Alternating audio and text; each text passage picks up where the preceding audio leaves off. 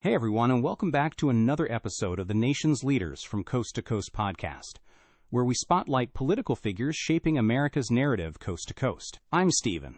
And I'm Leah. Today, we're heading to the Gulf Coast of Florida to profile Representative Kathy Castor, a lawmaker who has become one of the Democratic Party's leading voices on environmental policy and the climate crisis. She comes from a very well-known political family in Florida, doesn't she?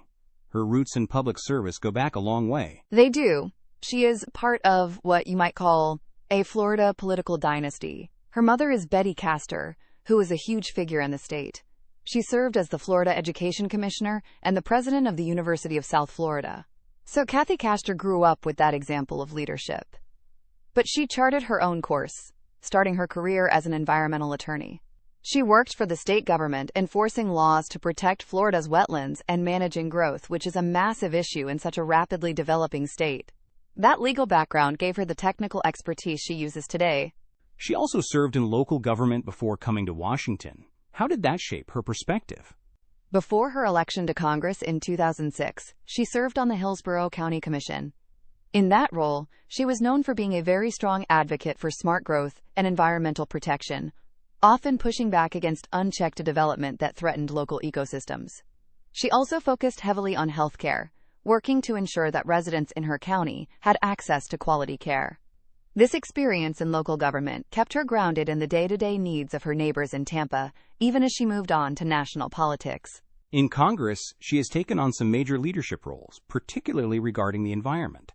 Tell us about her work on the Climate Crisis Committee. This is really the defining chapter of her recent congressional career.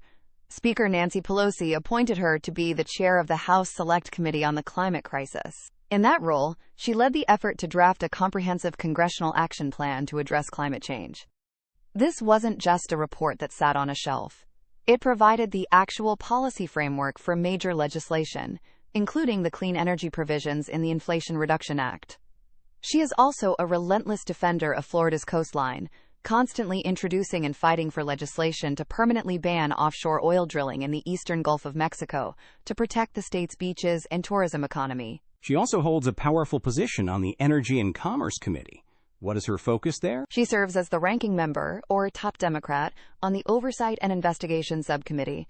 This is the watchdog arm of the powerful Energy and Commerce Committee. In this role, she investigates everything from consumer product safety to public health threats. It allows her to hold corporations and agencies accountable. Beyond that, she uses her committee seat to fight for affordable health care and lower prescription drug costs, which is a huge priority for the many seniors in her district. She is also a major champion for MacDill Air Force Base, which is in her district, ensuring that the service members and their families have the resources and support they need. It sounds like she balances that high-level national policy work on climate with very specific advocacy for Tampa Bay. Exactly. She operates on two tracks. On the national stage, she is a policy architect for the green economy and a leader on environmental justice. But back home, she is the congresswoman fighting for funding for the University of South Florida, for local transportation projects, and for the veterans in her community. She bridges the gap between being a national policy expert and a dedicated local representative. That's our profile for today. Thank you for listening to the Nation's Leaders from Coast to Coast podcast. You can find show notes for this episode and links to our sources on our website, pointedwords.com. Please note, AI assists in the creation of this podcast from pointedwords.com, and remember, better pointed words than pointed swords.